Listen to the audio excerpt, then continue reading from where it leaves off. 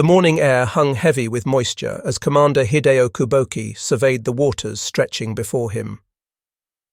March 3rd, 1943 had dawned with deceptive calm across the Bismarck Sea, and from his position on the bridge of the destroyer Arashio, Kuboki watched his crew working below. They were hauling survivors from the waves, men coated in thick oil who had escaped the previous day's sinking of the transport vessel Kyokusei Maru.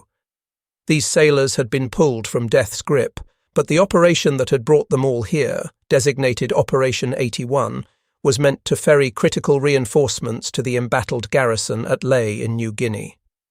Already one vessel had been lost to American B-17 bombers, yet Kuboki and his fellow commanders maintained their belief that the greatest dangers lay behind them.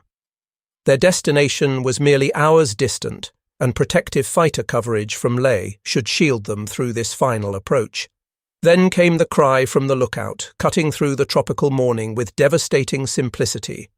Aircraft approaching. What materialized from the southwestern horizon bore no resemblance to any aerial assault Kuboki had witnessed throughout his naval career. These were not the high-altitude B-17s that had struck yesterday, releasing their payloads from 5,000 feet where anti-aircraft batteries could at least engage them. This formation was entirely different. B-25 Mitchell bombers, accompanied by Australian Beaufighters, flying so dangerously low that their spinning propellers seemed to whip the ocean surface itself. They were approaching with terrifying speed, maintaining altitude at water level, executing a synchronized attack that would fundamentally transform Pacific naval combat. Within mere heartbeats, in the precise time frame required for a skip bomb equipped with a 5-second delay fuse to bounce across ocean swells, Kuboki's entire world would erupt into catastrophic violence. His vessel would suffer crippling damage, the steering mechanisms destroyed, sending Arashio spinning uncontrollably into the transport Nojima Maru in a devastating collision. The next quarter hour would witness the complete annihilation of the convoy. 7 transport vessels carrying 6,900 desperately required troops would be consumed by flames or dragged beneath the waves. 4 destroyers from the 8-ship escort would be obliterated or sustain fatal damage. This engagement represented far more than another convoy interdiction. This moment would demonstrate conclusively that surface naval forces could no longer operate with any measure of safety within striking distance of land-based aircraft. Through the eyes of the Japanese captains who endured this onslaught, this became known as the Battle of the Bismarck Sea. 2 months earlier, in January 1943, Lieutenant General Hitoshi Imamura confronted an increasingly dire situation from his headquarters with the 8th Area Army at Rabaul, New Britain. Allied forces had recently seized Buna along the New Guinea coastline following months of savage combat, and now posed a direct threat to the crucial Japanese installations at Lae and Salamaua. These facilities represented far more than simple military outposts. They formed the fundamental cornerstone of Japan's comprehensive defensive posture throughout the Southwest Pacific region, safeguarding the approaches to Rabaul itself, that Gibraltar of Pacific waters where nearly 100,000 Japanese troops maintained their positions. Should Lae fall, Allied forces would possess an unobstructed route for advancing along the New Guinea coast, ultimately threatening the Philippines and potentially the home islands themselves. The arithmetic governing warfare in this theatre presented brutal and unmistakable realities.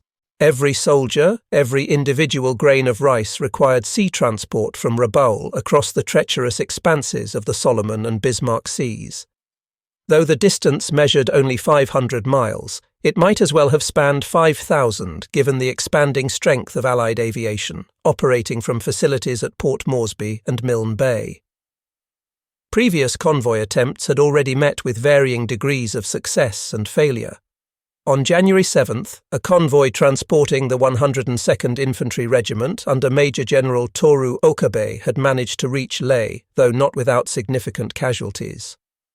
The transport Nichiryu Maru was destroyed by an Australian Catalina flying boat, taking with it the entirety of Okabe's medical supplies, along with 361 soldiers. Another transport, Miyoko Maru, sustained such severe damage that beaching became necessary. The price of reinforcing New Guinea positions was growing increasingly unsustainable. General Imamura understood the imperative for decisive action. Intelligence assessments indicated Allied preparations for a substantial offensive operation. He required reinforcement of Leh with no less than a complete division if he harboured any hope of maintaining the position. Following intensive discussions with his staff officers and naval commanders, a strategy emerged. Operation 81 would constitute a major convoy undertaking, delivering 6,900 fresh troops from the 51st Division directly to Leh in a single concentrated effort. The inherent risks received full acknowledgement.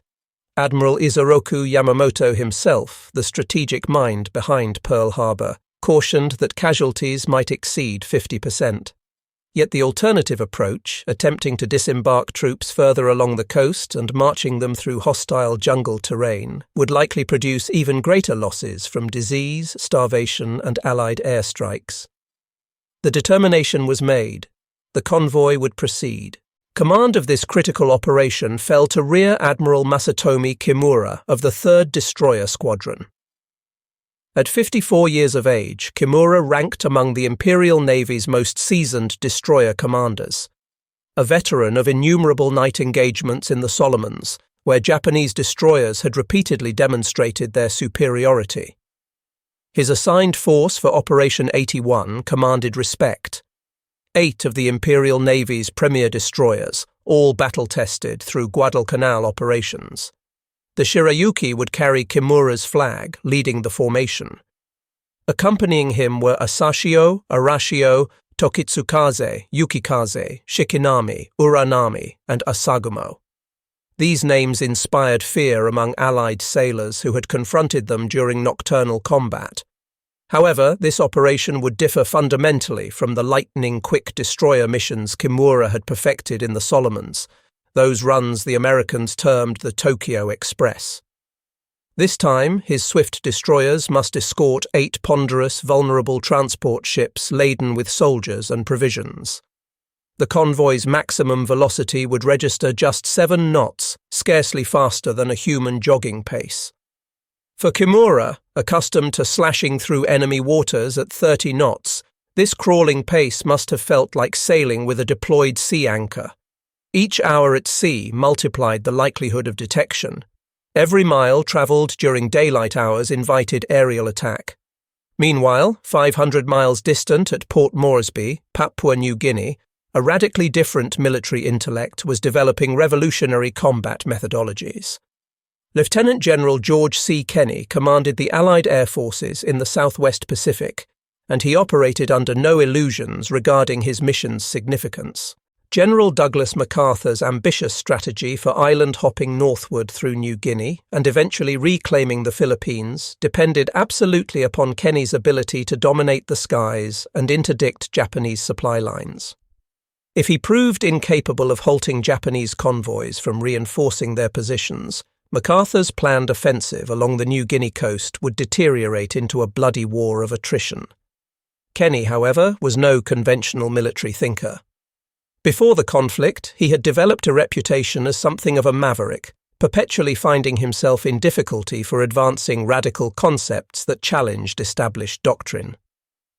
Back in 1928, while serving as an instructor at the Air Corps Tactical School, he had theorized regarding a technique he designated skip bombing, releasing bombs from extremely low altitude, causing them to skip across water surfaces like flat stones before exploding against ship hulls. The concept had been rejected as excessively dangerous and impractical. Now, with American forces desperate to interdict Japanese shipping, Kenney determined the moment had arrived to transform theory into operational reality. Developing skip bombing presented more than a technical challenge. It demanded a complete revolution in aerial warfare, requiring fundamental rethinking of bomber ship attack methodologies. Major William Benn, commanding the 63rd Bombardment Squadron, became Kenney's primary experimental pilot for the technique. Through systematic trial and error, they discovered optimal approach parameters: altitude of 200 to 250 feet, airspeed of 100 to 250 miles per hour. Bomb release must occur 300 to 600 yards from the target, employing a 4 to 5 second delay fuse. Excessive altitude prevented proper skipping. Insufficient altitude risked aircraft destruction from bomb blast or flying debris from the targeted vessel. The margin for error was essentially non-existent. Kenny recognized that skip bombing alone would prove insufficient. The bombers required suppression of the intense anti-aircraft fire they would encounter during low-level approaches. Here, another military innovator entered the narrative. Major Paul Irvin "Pappy" Gunn, a 43-year-old former Navy pilot who had become Kenny's specialist for unconventional solutions. Gunn already possessed legendary status throughout the Southwest Pacific. When hostilities commenced, he had been working as a civilian airline pilot in the Philippines. His family fell into Japanese captivity and suffered internment at Santo Tomas prison camp in Manila, a personal tragedy that ignited within him an intense desire for vengeance against Japanese military forces. Gunn's mechanical brilliance became the key to making skip bombing survivable. Taking a standard B-25 Mitchell bomber, he removed the bombardier's compartment from the nose section and installed 4 forward-firing 50-caliber machine guns. His modifications didn't stop there. He added 2 additional guns along each fuselage side and 4 more underneath, creating an aerial gunship with devastating forward firepower. When Kenny first observed Gunn's modified B-25, nicknamed Pappy's Folly, he immediately grasped its potential. "Strip everything from the nose and pack it with 50-caliber guns," he instructed Gunn. "Strap more along the sides.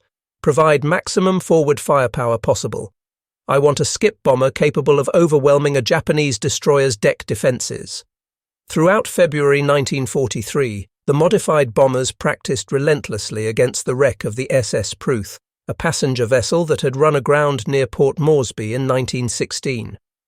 Day after day, the B-25s thundered in at mast height, guns blazing, bombs skipping across waters to impact the corroded hulk. The accuracy proved remarkable, far superior to anything achieved through high-altitude bombing. Yet practicing against a stationary wreck represented one thing: attacking a convoy of warships with trained anti-aircraft crews and fighter protection represented something entirely different. The Australian contribution to this revolutionary tactic merits substantial recognition. Number 30, Squadron of the Royal Australian Air Force, operating Bristol Beaufighters, had been refining its own low-level attack techniques.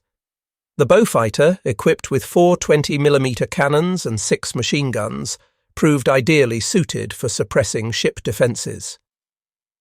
Group Captain Bill Garing, an RAAF officer on Kenny's staff with extensive anti-shipping experience from the European theatre, proposed a coordinated attack methodology.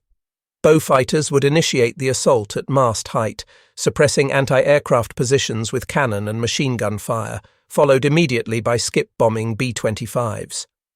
High-level B-17s would strike simultaneously from altitude, dividing enemy defensive fire and creating maximum confusion. On February 14th, reconnaissance photography of Rabaul Harbour sent shockwaves through Allied headquarters. The images revealed 79 vessels in port, including 45 merchant ships and 6 large transports. A major convoy operation was clearly imminent. 2 days afterward, Ultra Intelligence, the top-secret Allied capability for decrypting Japanese coded communications, provided crucial specifics. Naval codebreakers in Melbourne and Washington had decrypted Japanese messages disclosing that a convoy would depart Rabaul on February 28th, destination Leh, transporting major reinforcements from the 51st Division. The messages even specified the convoy's projected route and estimated arrival date of March 5th. Kenny immediately recognized this as the opportunity for which he had been waiting, a chance to test his new tactics in decisive battle. He summoned his key commanders to Port Moresby for final planning. Brigadier General Ennis Whitehead, Kenny's deputy and commander of the advance echelon in New Guinea, would coordinate the attack. The plan demanded maximum effort from every available aircraft. 90 heavy bombers, B-17 and B-24s, 41 medium bombers, B-25s, 34 light bombers, A-20 Havocs and 54 fighters, P-38 Lightnings and P-40 Warhawks. In total, 219 aircraft would be committed against the Convoy, the largest coordinated airstrike yet attempted in the Southwest Pacific. Allied pilots experienced both excitement and apprehension. Skip bombing remained experimental, with many having never attempted it in actual combat. Lieutenant Charles Howe of the 3rd Attack Group voiced concerns many harboured. "We're going to be sitting ducks coming in that low. One lucky hit from a destroyer's guns and we're finished." Major Ed Larner, who would lead the skip bombing assault, projected confidence. "We've trained for this. Trust the plan. Go in fast, hit hard and get out. The bow fighters will clear the way for us." Back at Rabaul, the Japanese convoy prepared for departure with meticulous attention. Each transport ship underwent combat loading, meaning equipment and supplies were packed in reverse sequence of requirement, enabling the fastest possible unloading at Leh. The 5,954 soldiers of the 51st Division's 115th Regiment boarded their designated transports: Ayao Maru, Kembu Maru, Nojima Maru, Oigawa Maru, Shinai Maru, Taimei Maru, and Teiyo Maru. An 8th transport, Natsushima, carried aviation fuel and supplies desperately required by Japanese air units at Leh. The destroyers themselves embarked an additional 958 troops, packed into every available space. The human cargo included some of the Japanese Army's most vital commanders in New Guinea. Lieutenant General Hatazo Adachi, commander of the entire 18th Army, boarded the destroyer Tokitsukaze. Lieutenant General Hidemitsu Nakano, commander of the 51st Division, took passage on Yukikaze, along with his complete divisional staff. The concentration of senior leadership in a single convoy was unusual and reflected both Japanese confidence and desperation. Confidence that their destroyers could provide adequate protection. Desperation to transport these commanders to Leh, where they were urgently required to stabilize the deteriorating situation. Admiral Kimura's operational plan reflected lessons learned through previous convoy operations. Rather than following the direct route across the Solomon Sea, which would expose them to air attack for maximum duration, the convoy would follow a longer northern route. They would sail north from Rabaul, then west along New Britain's north coast, utilizing the island's mountains to shield them from Allied radar and provide some protection from air attacks approaching from the south. The final leg would prove most dangerous, south through the restricted waters of Vitiaz Strait, then a dash along the Huon Gulf coast to Leh. The strait, only 50 miles wide at its narrowest point, would funnel the convoy into a predictable path where they would be most vulnerable to air attack. To provide air coverage, the Japanese Navy and Army Air Forces at Rabaul promised 100 fighters on rotating patrol over the convoy. This promise carried its own complications. The distance from Rabaul to Vitiaz Strait reached the extreme range for Japanese fighters. They could remain on station only briefly before requiring return for refueling. Moreover, many Japanese pilots were exhausted from months of continuous combat, and their aircraft were increasingly worn, with spare parts in critically short supply.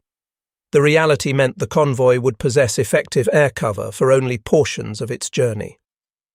On the evening of February 28, 1943, as tropical darkness descended over Simpson Harbour, the convoy commenced its departure. One by one, the heavily laden transports eased away from the wharves, their decks crowded with soldiers, taking what many must have suspected would be their final view of Rabaul. The destroyers circled protectively, their crews at battle stations despite being in friendly waters. Submarine attacks even this close to base were not unknown. Rear Admiral Kimura, positioned on Shirayuki's bridge, watched his charges form into two columns, the destroyers taking station on the flanks and ahead of the formation. At precisely midnight, he ordered the convoy to proceed at 7 knots, course 350 degrees, into the darkness of the Bismarck Sea. The first day passed without incident. The weather, often the sailors' adversary, became their ally as two tropical storms swept through the Solomon and Bismarck seas, bringing low clouds and rain squalls that concealed the convoy from Allied reconnaissance aircraft. The Japanese sailors and soldiers, many already suffering seasickness from the slow rolling of overloaded transports, nonetheless felt relief with each passing hour that brought them closer to their destination without detection. Rear Admiral Kimura knew this couldn't last. The storms were dissipating, and tomorrow would likely bring clear weather, and with it, American bombers. His concerns proved well-founded. At 3 o'clock in the afternoon on March 1st, as the convoy rounded Cape Gloucester at New Britain's western extremity and turned south toward Vitiaz Strait, the clouds parted briefly.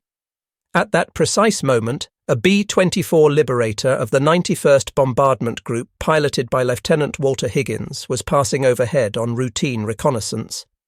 Higgins could scarcely believe his fortune as he counted the vessels below.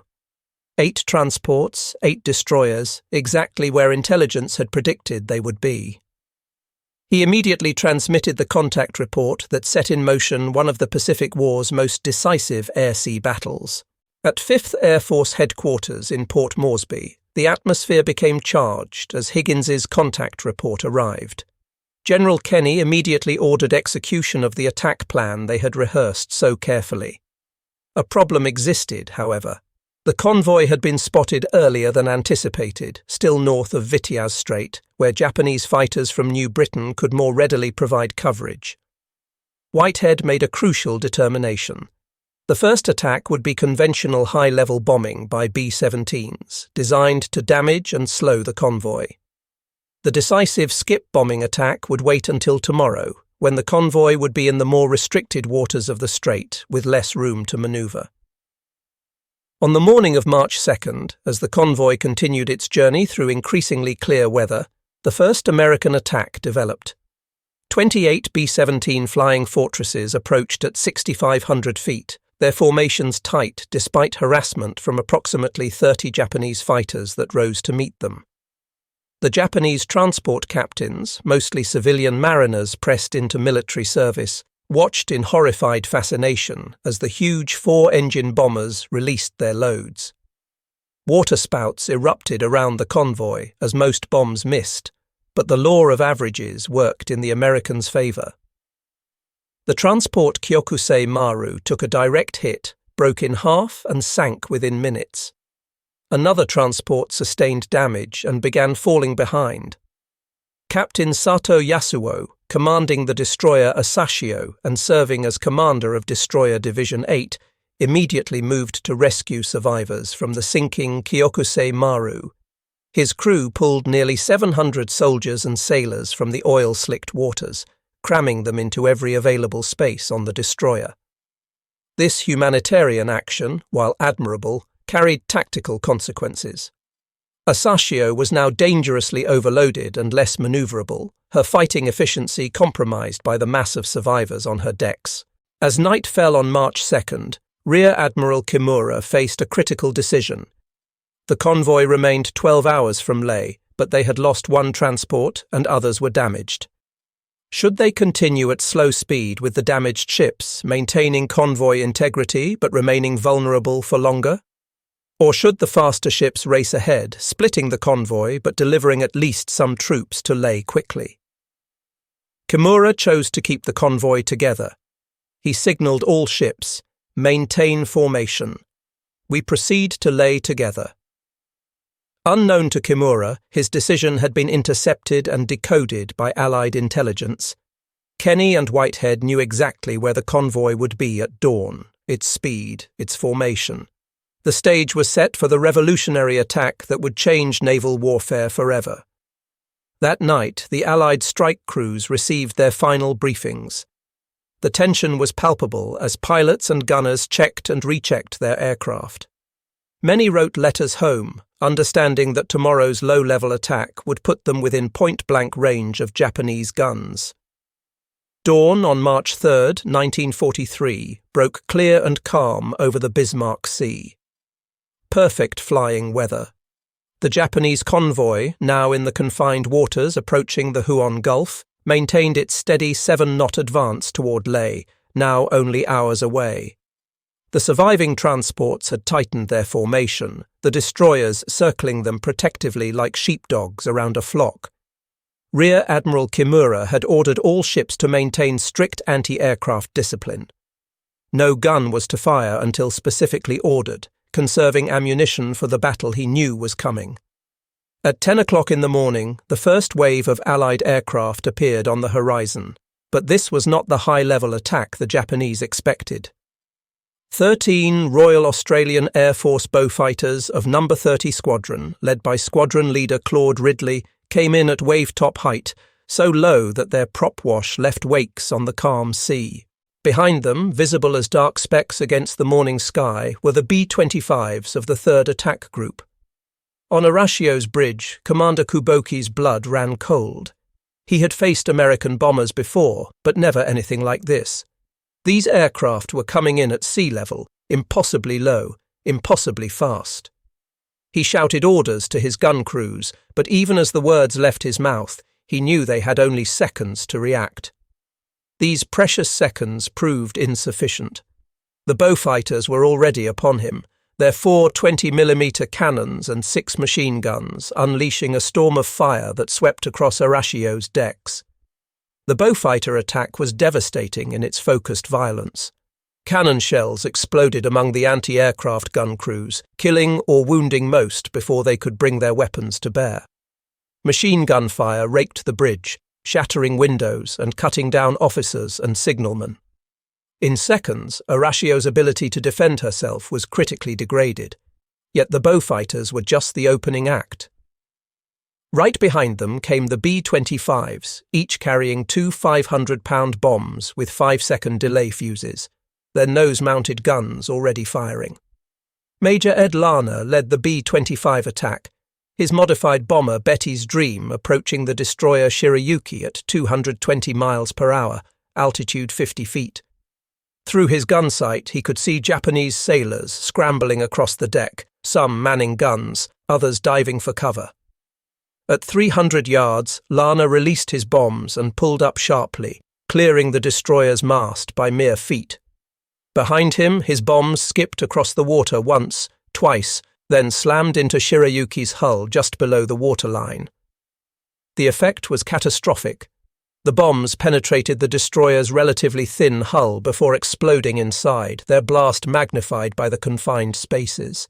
Shirayuki's stern was virtually blown off, her rear magazine detonating in a massive explosion that sent debris and bodies flying hundreds of feet into the air. Within minutes, Rear Admiral Kimura's flagship was sinking, taking with her dozens of crew members. Kimura himself, wounded by shrapnel, was pulled from the water by the destroyer Shikinami. The attack developed with choreographed precision that would be beautiful if it weren't so deadly. As the Beaufighters and B-25s swept through the convoy at sea level, high above them, B-17s of the 43rd Bombardment Group released their loads from 7,000 feet. The convoy's anti-aircraft gunners, those still alive and functioning, faced an impossible choice. Engage the low-level attackers who posed the most immediate threat, or try to disrupt the aim of the high-level bombers. Most chose the former, filling the air with tracers and shell bursts, but the B-25s were moving too fast and too low for effective engagement.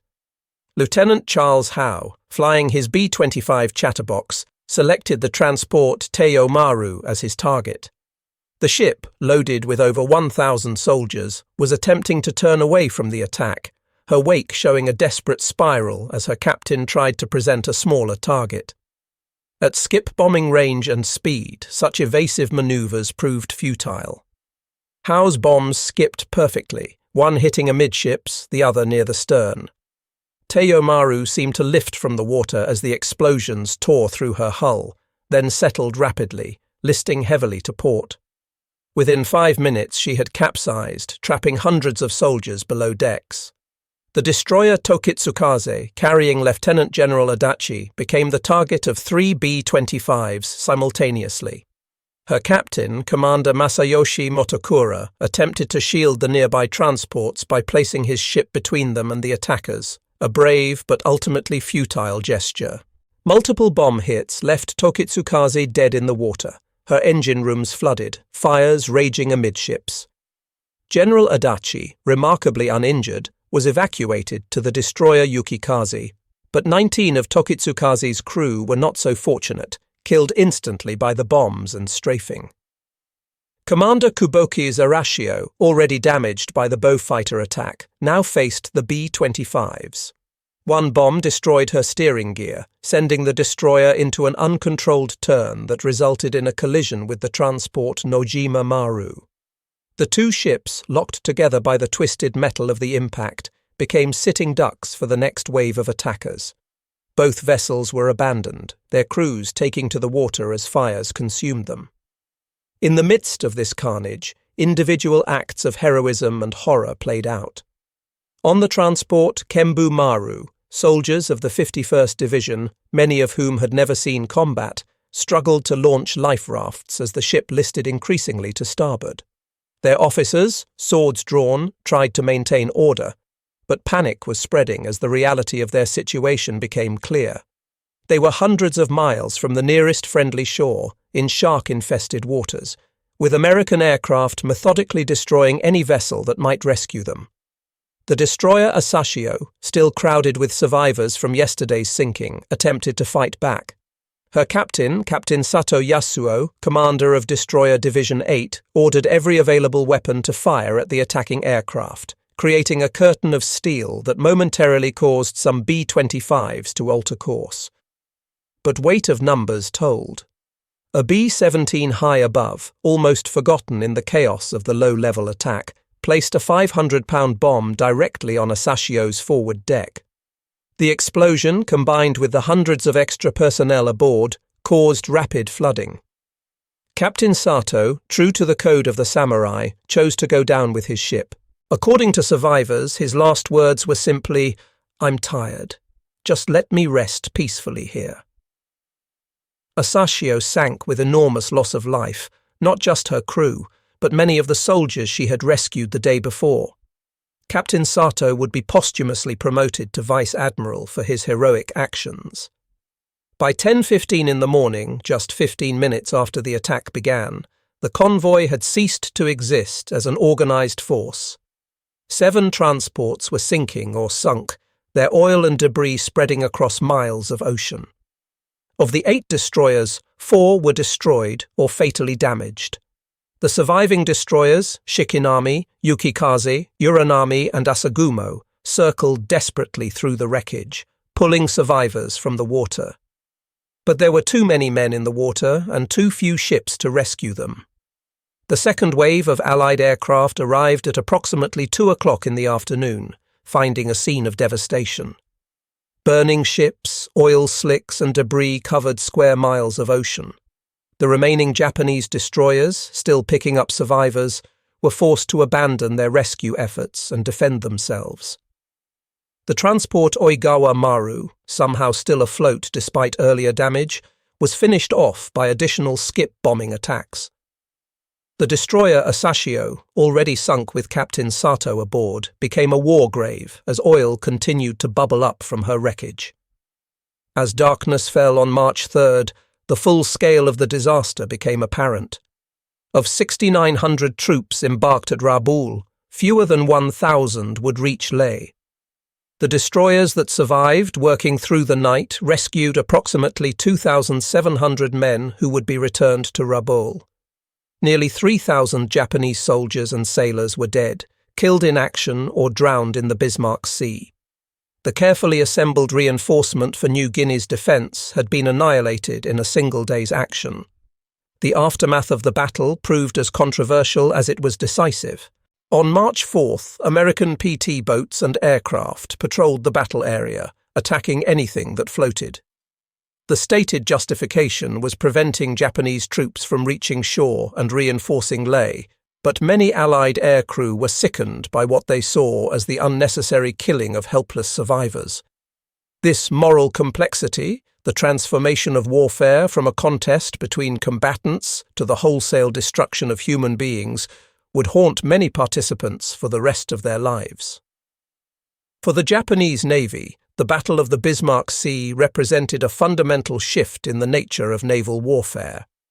Admiral Matome Ugaki, Chief of Staff of the Combined Fleet, wrote in his diary, "We have lost the ability to move freely within range of enemy land-based aircraft. The convoy system, which has been the basis of our logistics since the beginning of the war, is no longer viable. Never again would the Japanese attempt to reinforce their garrisons with large convoys in daylight. From this point forward, only submarines and fast destroyers operating under cover of darkness, the rat runs, would be used to supply isolated garrisons. The tactical success of skip bombing revolutionized Allied anti-shipping operations throughout the Pacific. General Kenny's innovation, born of desperation and necessity, proved that properly equipped and trained land-based aircraft could control sea lanes as effectively as any naval force. Within months, skip bombing techniques were being employed from the Solomons to the Philippines, making Japanese shipping movements increasingly hazardous and ultimately unsustainable. For Major Pappy Gunn, the architect of the B-25 gunship modifications, the battle was both a professional triumph and a personal vindication. His family remained imprisoned in the Philippines, and every Japanese ship sunk brought their liberation closer. He continued to innovate, developing new weapons and tactics that would make Allied aircraft even more deadly. North American Aviation, manufacturer of the B-25, began incorporating Gunn's modifications directly into production aircraft, creating purpose-built gunships that would terrorize Japanese shipping for the remainder of the war. The strategic implications of the Bismarck Sea disaster rippled throughout the Japanese command structure. On March 25, 1943, Imperial General Headquarters issued a new directive prioritizing the defense of New Guinea over operations in the Solomon Islands. Without the ability to reinforce and supply their positions by sea, however, this directive was essentially meaningless. The Japanese garrisons at Lae, Salamaua, and other positions along the New Guinea coast were now effectively isolated, left to fight and die where they stood. Lieutenant General Adachi, who survived the sinking of Tokitsukaze, reached Lae with fewer than 1,200 troops, less than 20% of the force that departed Rabaul. His 18th Army, already under strength and poorly supplied, must now face growing Allied forces without hope of significant reinforcement. In his first report to Rabaul, Adachi stated simply, "The situation is beyond recovery by normal means." His pessimistic assessment proved accurate. Within 6 months, Lae fell to Allied forces advancing by land and air. The individual stories of survival from the battle are both remarkable and tragic. Captain Tamechi Hara of the destroyer Amatsukaze, which was not part of the convoy, later interviewed survivors and recorded their experiences. One soldier from the 51st Division described spending 3 days clinging to wreckage before washing ashore on a Japanese-held island. Of the 12 men who started on the same piece of debris, only 3 survived, the others taken by sharks, exhaustion, or despair. Such accounts became common as survivors trickled in over the following weeks. Rear Admiral Kimura, wounded but alive, faced no official censure for the convoy's destruction. The Japanese High Command recognized that he faced an impossible situation, yet he never commanded another convoy operation. The psychological impact of watching his entire force destroyed in minutes by a new form of attack he could neither anticipate nor counter broke something in this veteran officer. He spent the remainder of the war in administrative positions, haunted by the memories of the Bismarck Sea. The American pilots who participated in the battle became instant legends in the Southwest Pacific Theater. Major Ed Larner was awarded the Distinguished Service Cross for his leadership of the skip bombing attack. In private conversations, however, many expressed ambivalence about their victory. Lieutenant Charles Howe wrote to his wife, "We destroyed them completely. It was necessary, I know. But I can't forget the sight of all those men in the water. This isn't the kind of war I thought I'd be fighting." General MacArthur, ever the showman, issued a triumphant communiqué claiming the destruction of 22 ships and 15,000 Japanese troops. These figures were wild exaggerations, Actual Japanese losses were 8 transports, 4 destroyers, and approximately 3,000 men. The propaganda value, however, was immense. The Battle of the Bismarck Sea was portrayed as revenge for Pearl Harbor, proof that American innovation and courage could overcome Japanese military might. The reality, as always in war, was more complex. For the Australians who participated in the battle, particularly the Bow fighter crews of No. 30 Squadron, the victory validated their contribution to the Pacific War. Often overshadowed by their American allies, the RAAF's crucial role in suppressing Japanese anti-aircraft defences made the skip bombing attacks possible. Squadron leader Claude Ridley received the Distinguished Flying Cross, but like his American counterparts, he was troubled by the one-sided nature of the battle. It wasn't a fight, he later said. It was an execution. The Japanese Army's response to the disaster was to blame the Navy for inadequate protection, rekindling the bitter inter-service rivalry that hampered Japanese military effectiveness throughout the war. Army commanders argued that the Navy should have provided aircraft carriers for cover, ignoring the fact that Japan's carrier forces were already stretched to breaking point. The Navy countered that the Army's insistence on daylight convoy operations in the face of overwhelming Allied air superiority amounted to criminal negligence. This mutual recrimination prevented any serious effort to develop counter-tactics to skip bombing. In the broader context of the Pacific War, the Battle of the Bismarck Sea marked a turning point as significant as Midway or Guadalcanal. It demonstrated conclusively that air power, properly employed, could control sea lines of communication as effectively as any fleet. For island nations dependent on seaborne trade and supply, this revolution in warfare had profound implications. The age of the battleship was ending. The age of the aircraft had truly begun. The technical lessons learned from the battle drove rapid innovation on both sides. The Allies refined their skip bombing techniques, developing new bomb sites and training procedures that increased accuracy even further. They also began experimenting with rockets and larger bombs, seeking to destroy even the most heavily armoured warships. The Japanese, belatedly recognizing the threat, attempted to develop counters. Barrage balloons, smoke screens, specialized anti-aircraft ammunition designed to engage low-flying aircraft. These measures were too little, too late. Perhaps the most poignant aftermath of the battle involved the families of the dead. In Japan, where official casualty reports were heavily censored, many families waited months or even years to learn the fate of their loved ones. Families received only brief notices that their loved ones died gloriously for the Emperor in the South Seas. They never learned the details of the deaths, the terror of the skip bombing attack, the horror of the sinking ships, the desperate struggles in oil-covered waters. Such ignorance was perhaps merciful.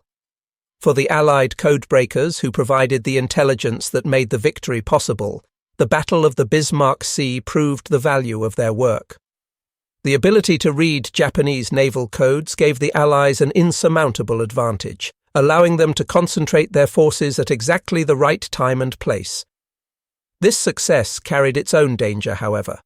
If the Japanese realized their codes were compromised, they would change them, blinding Allied intelligence. Extreme care was taken to make the battle appear to be the result of lucky reconnaissance rather than code-breaking. The propaganda war following the battle was almost as intense as the physical combat. Tokyo Radio claimed that the convoy successfully delivered its troops to Leh with minimal losses, that American claims of victory were laughable lies. The Japanese soldiers at Leh knew better. They saw the pitiful remnants of what was supposed to be their relief force, understood that they were now truly on their own. Morale, already low from months of jungle warfare and inadequate supplies, plummeted further. In Washington and Canberra, the victory was seized upon as evidence that the tide had turned in the Pacific. Political leaders who had been skeptical of MacArthur's ambitious plans for advancing through New Guinea now became believers. Resources that might have gone to other theatres were redirected to the Southwest Pacific. The Battle of the Bismarck Sea, in effect, validated MacArthur's strategy and ensured that the drive through New Guinea and the Philippines would receive the support it needed. The environmental impact of the battle, though little considered at the time, was significant. Thousands of tons of oil from the sunken ships spread across the Bismarck Sea, fouling beaches and reefs for hundreds of miles. The wrecks themselves, laden with ammunition and supplies, became underwater tombs and environmental hazards that persist to this day. Modern surveys of the battle area reveal ships sitting upright on the bottom, their holds still full of trucks, ammunition, and the remains of those who went down with them. For military historians, the Battle of the Bismarck Sea became a classic case study in the evolution of warfare. It demonstrated the importance of innovation, the value of intelligence, and the decisive impact of air power when properly employed. War colleges around the world analysed the battle, drawing lessons about the vulnerability of surface ships to air attack, the importance of air superiority, and the need for joint operations between air and naval forces.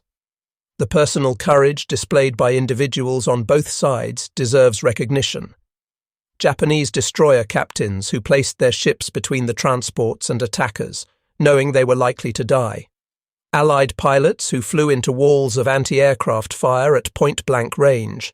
Sailors on both sides who risked their lives pulling survivors from oil-covered, shark-infested waters. War brings out the worst in humanity, but also sometimes the best. As the war progressed, the veterans of the Bismarck Sea battle found themselves scattered across the Pacific. Some participated in the island-hopping campaign through the Solomon Islands and the Philippines. Others were transferred to training commands, passing on the hard-learned lessons of skip bombing to new generations of pilots. A few, burned out by the intensity of combat, were sent home, carrying physical and psychological scars that would never fully heal. General Kenny went on to greater fame, eventually commanding all Allied air forces in the Pacific. He always considered the Bismarck Sea his greatest victory, the battle that proved air power could be decisive in maritime warfare. In his memoirs, he wrote extensively about the tactical innovations that made the victory possible, though security restrictions prevented him from discussing the intelligence that had made the attack feasible. For the Japanese defenders of New Guinea, the Battle of the Bismarck Sea marked the beginning of the end. Within a year, most of their garrisons were either destroyed or isolated, left to starve in the jungle as the war passed them by. The dream of holding a defensive perimeter across the Pacific died in the oil-slicked waters of the Bismarck Sea. The technological revolution initiated by skip bombing continued long after the war. Modern anti-ship missiles essentially follow the same principle: high-speed, low-altitude approach to avoid detection and defensive systems. The B-25s of 1943, with their improvised gunship modifications and skip bombing techniques, are the direct ancestors of today's maritime strike aircraft. The lesson that innovation and adaptation can overcome seemingly insurmountable challenges remains as relevant today as it was in the desperate days of 1943. The battle is remembered differently by different people. For the Allies, it stands as a triumph of innovation and courage, proof that they could defeat Japan's best forces. For the Japanese, it represents a tragedy that exemplifies the impossible situation they faced: outnumbered, outgunned, and facing an enemy whose technological and industrial superiority grew stronger with each passing day. For the families of the dead on both sides, it is simply a date when their world changed forever, when fathers, husbands, and sons disappeared into the vastness of the Pacific. Today, the Bismarck Sea is peaceful, its waters plied by fishing boats and the occasional research vessel documenting the wrecks below. For those who know the history, who understand what happened here on March 3, 1943, these waters tell a different story. They speak of innovation born of desperation, of courage in the face of certain death, of the terrible arithmetic of war where success is measured in ships sunk and lives lost. They remind us that behind every military innovation, every tactical triumph, there is a human cost that can never be fully calculated or repaid. The battle's legacy extends beyond military history into the realm of ethics and international law. The attacking of survivors in the water, even if militarily justifiable, raises uncomfortable questions about the conduct of war. Where is the line between military necessity and humanity? Can actions be both tactically correct and morally wrong? These questions, first raised in the aftermath of the Bismarck Sea, continue to challenge military leaders and ethicists today. For the survivors, the battle never really ended. Decades after the war, elderly Japanese veterans still woke with nightmares of skip-bombing B-25s coming in at wave-top height. American pilots still saw the faces of Japanese sailors in the water, wondering if they should have, done something different. Australian Beaufighter crews still heard the sound of their cannons tearing through thin steel and human flesh. These psychological wounds, invisible but real, are perhaps the battle's most enduring legacy. The strategic impact of the Battle of the Bismarck Sea reverberated through the remainder of the Pacific War. Japanese inability to reinforce their garrisons meant that Allied forces could advance more rapidly than anticipated, leaping from island to island, bypassing strong points that would have required bloody frontal assaults. Lives were saved, Allied lives, because of the success at Bismarck Sea. This calculus of war, trading Japanese lives for Allied ones, is its own form of moral burden. In military academies around the world, the Battle of the Bismarck Sea is studied as a perfect example of what modern theorists call effects-based operations, achieving strategic goals through precise application of force rather than overwhelming mass. The battle demonstrates that with proper intelligence, innovative tactics, and coordinated execution, a smaller force can defeat a larger one. It's a lesson that resonates in an age of precision weapons and limited military budgets. The environmental legacy of the battle continues to unfold. The wrecks are slowly deteriorating, releasing oil and other pollutants into the marine ecosystem. Unexploded ordnance poses risks to fishermen and divers. Efforts to properly document and preserve these sites as war graves face challenges from illegal salvage operations seeking valuable metals. The battle, in a sense, continues to claim victims long after the last veteran has passed away. Cultural memory of the battle varies significantly between nations. In Australia, it's celebrated as a moment when the RAAF proved itself equal to any air force in the world. In the United States, it's often overshadowed by larger battles like Midway or the Philippine Sea. In Japan, it's largely forgotten, one disaster among many in a war that ended in atomic fire. These different narratives reflect broader differences in how nations remember and interpret their military histories. The role of intelligence in the victory cannot be overstated. The ultra-codebreakers who decrypted Japanese messages, the coast watchers who reported ship movements, the reconnaissance pilots who found the convoy all played crucial roles. The battle demonstrates that in modern warfare, information is as important as firepower. Knowing where the enemy is, where they're going, and what they intend to do provides an advantage that no amount of courage or skill can overcome. The human dimension of the battle extends beyond the combatants to include the native peoples of New Guinea and nearby islands.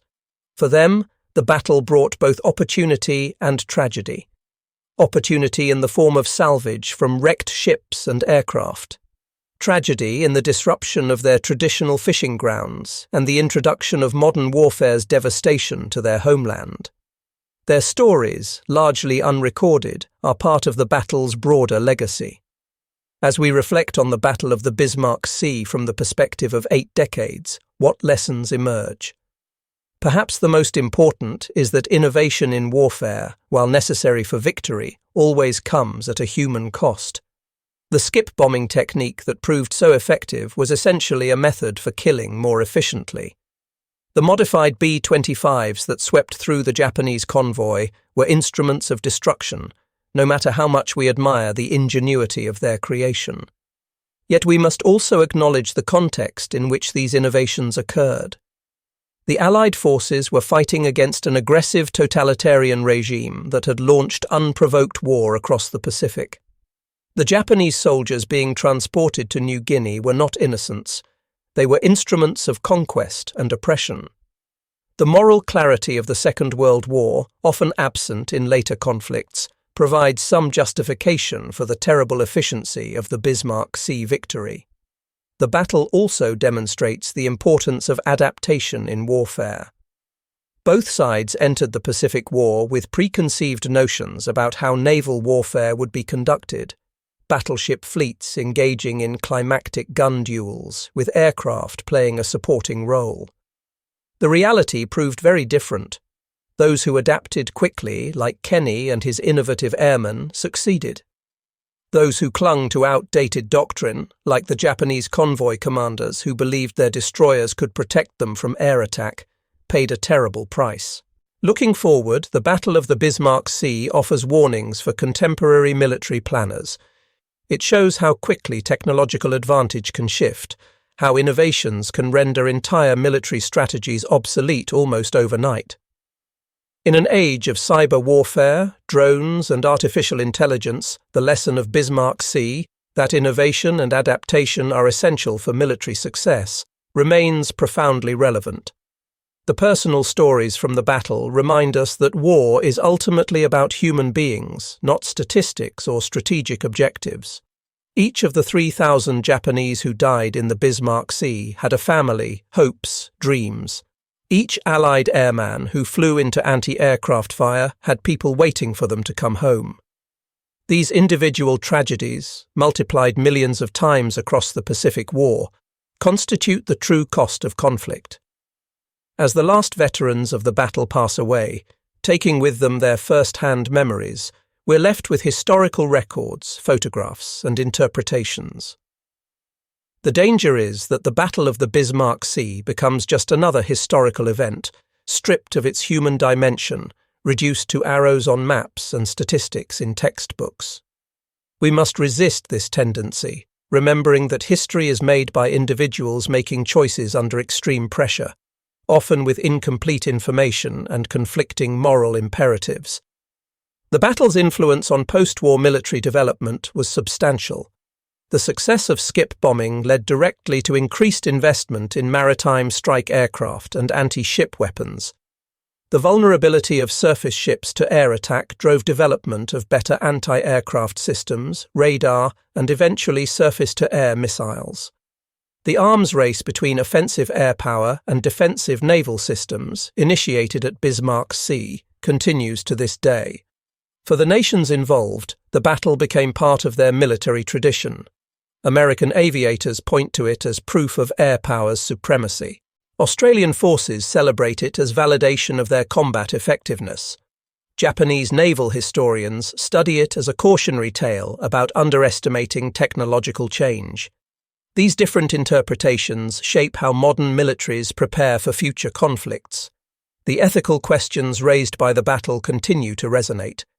The killing of survivors in the water, even if militarily justified to prevent them from reinforcing enemy positions, challenges our notions of honourable warfare. The deliberate targeting of transport ships packed with soldiers blurs the line between combatants and non-combatants. These moral ambiguities, first confronted in the aftermath of Bismarck Sea, remain relevant as military technology becomes ever more lethal and discriminating. In the broader narrative of the Pacific War, the Battle of the Bismarck Sea represents a crucial turning point. It marked the moment when Allied forces definitively seized the initiative in the Southwest Pacific, when Japanese expansion was not just halted but reversed. The psychological impact, demonstrating that Japanese forces could be not just defeated but annihilated, boosted Allied morale while devastating Japanese confidence. After Bismarck Sea, the question was not whether Japan would lose the war, but how long and at what cost.